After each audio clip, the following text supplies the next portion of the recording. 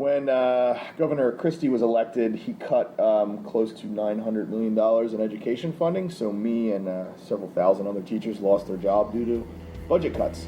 So it put me into a sort of, the hell am I going to do with my life sort of situation.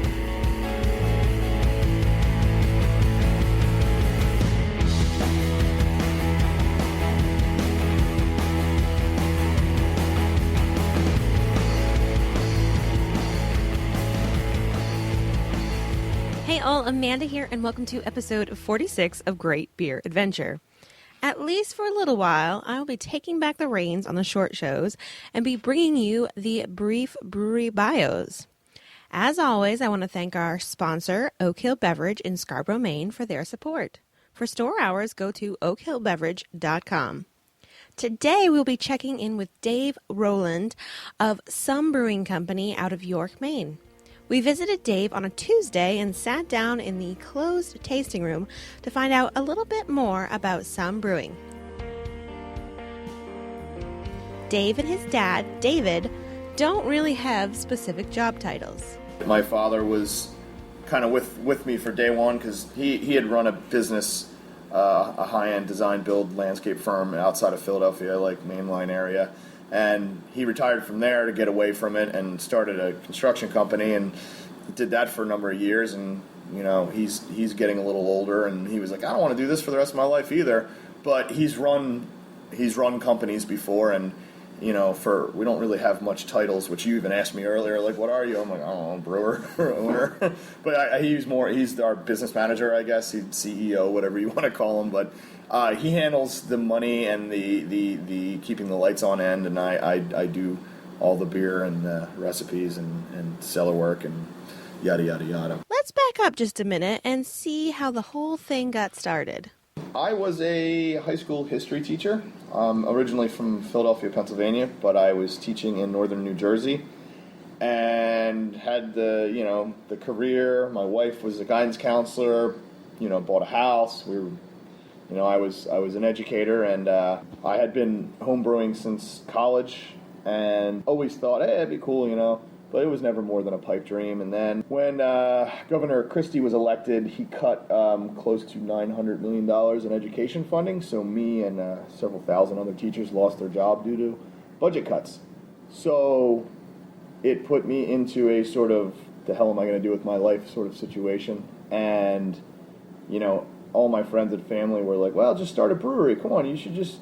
I'm like, well, it's not that easy. Like, you don't just start a brewery. Well, granted, people do now, which that's another conversation. But, it put me into this sort of, 2-year sort of trying to piece my life back together. And I tried to get back into education, but so did the other, a couple thousand teachers that lost their jobs. And corporate world kind of didn't know what to do with me, and brewers that I knew basically didn't have much beyond washing growlers for me, which is no way to pay for a mortgage.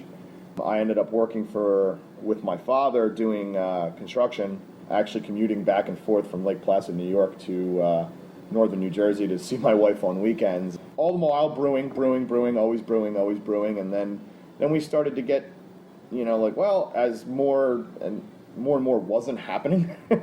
My wife actually was very much like, maybe we can make this work. My father, who I've worked with my whole life and whatnot, we were brewing a couple times a week, and as we started to really dial stuff in, and it became less of just an idea and more of a, let's look into this and see if we can do this. My wife was fully on board. My mother eventually came on board with the idea. It became really one of those situations you hear about where a catastrophic setback ends up being the best thing that ever happened to you. My wife was 100% behind it. You either do this now or you're never going to do this. So, or you need to find something else to do. So we knew we wanted to do it here in York. My wife and I had been trying to move here for a while, and then with the whole setback that made things harder initially, but as things came around and we came to York, we've been visiting York forever, and we sort of our current space just sort of kind of materialized and fell in our lap, and we were like, oh my God, wow, we can actually make this work. We met with the town. They were all for it. And it just kind of, I don't want to make it sound like it was easy, because it wasn't, but I feel like we really got lucky finding a space. We had some initial explaining to do with the town, but, I was well prepared with all our, any number and everything that they asked, from what's going to go down the drain to how are you going to, manage traffic. And things just sort of took off, and I think by June of 2013 we had the lease. By July we had formed our LLC, started build out in the end of August, early September, and then the government shutdown screwed us for a month, but we eventually ended up opening in December 2013, and it's still surreal. Almost 2.5 years later, it's still absolutely surreal. It seems like I run into more and more ex-teachers in the beer industry. But that, too, is a topic for another day. Let's learn a little bit about the beers brewed at SoMe Brewing Company. So we make a lot of beer, and I know that's just a very general, vague question that a lot of brewers probably say, but I think in today's world where everyone thinks they're recreating the IPA, or everyone's focusing on, one little quirky thing, and not that there's anything wrong with that at all, but I think from day one our vision, without sounding tacky or self-important, has always been to just do something for everyone. When every vacation I've ever been on with my wife, it's revolved around beer in one way or another, and credit to her, love her to death. But it's always been, we would go to these breweries, and either I would be like, oh my God, there's crazy stuff here, and I'm going nuts because I'm trying really awesome far out, or, pop styles that might not be popular with, 30-something-year-old, women who don't necessarily flip over beer but enjoy it enough to let their husbands go. She either I would be completely enamored and blown away, and she would not drink a thing because it was too crazy, or we'd go somewhere and I'd be bored out of my mind and she'd love everything.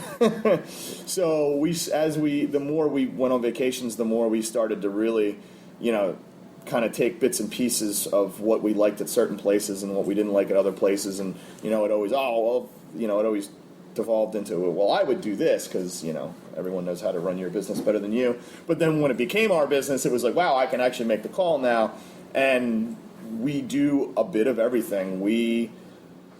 Our best-selling beer is an IPA. Go figure. That's not a surprise to anyone. And we do a lot of hoppy beers because I personally still enjoy them, but we also do some really low ABV, clean, easy drinking beer that your novice is really excited about because it's a craft beer they can get behind. But my brewer nerd friends are like, dude, this is so clean and crisp, and they love the what went into that particular beer and that style. And we have a barrel program where we have everything from sour saisons to barley wines to, we just did a Russian Imperial Stout. We have some really kind of funky, weird stuff coming. But we have, a classic American style amber. We do a whoopie pie stout, which is a milk stout aged on cocoa nibs and vanilla beans. It's nothing new. No one's doing anything new anymore, but it's my take on a dessert kind of sweet, big dessert stout that's not actually 10%. It's just under 7. So, that one's for the wife. But we do everything. I mean, really, we're a beach town. We're a tourist town. We're going to want, we get people in here that are like, that honest to goodness say, well, I usually drink Bud Light. What do you got? Well, actually, I got a really cool low ABV Belgian table beer that you really might dig. And next thing you know, they're like, oh my God, I love this. We're we get the nerds too, which is great, but we get the people who have no idea. So, we got to have something for everybody. And I mean, we're not just, a hop house here, or we're not just a sour house. It's nice that Dave really thinks about his friends, family, and customers when he brews beers.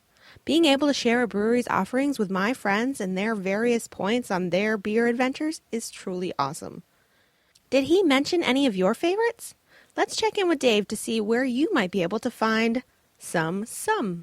So that's a great question. Much of Maine. I say most. We have a good presence in York County, obviously. We self-distribute in York County. But Vacation Land, our distributor, takes care of basically Biddeford North. We do go all the way up to Holton. I know we're out to Sunday River now, trying to work our way into the interior. But our distributors we're technically older than our distributor, so they're growing. We're sort of growing with them. It's been a good fit, and we're working on getting more and more beer out. But yeah, we actually we have a section on our soon-to-be relaunched website that'll be able to tell people where. But pretty much, most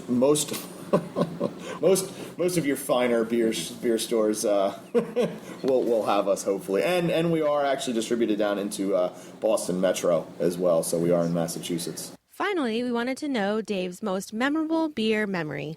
I mean, I have 15,000 answers to that question. Whether it be that first Victory Hop Devil I had when I was 21, but most recently, because my life has been nothing but beer for the past really over 3 years now.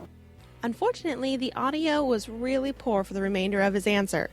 He goes on to talk about how he won the first annual homegrown competition at the Maine Brewers Guild Beer Festival last year. The competition, in which brewers had to use Maine-grown malt, let the people at the event vote on which beer they liked best. Dave takes great pride that he brewed the winning beer, most specifically because he was chosen by the people.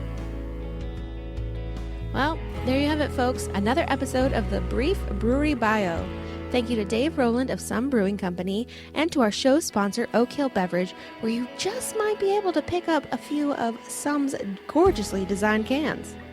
Head over to our show notes, greatbeeradventure.com/046 for links and more information. Next week, we have a roundtable episode for you. The music throughout today's episode is by Old Etc. out of Biddeford, Maine. To learn more about them, head over to greatbeeradventure.com/music.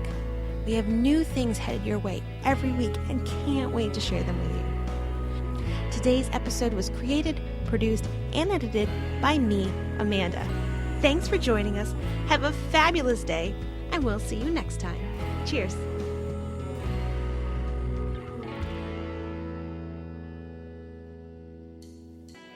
Want to know more? Be sure to find us on Instagram at Great Beer Women.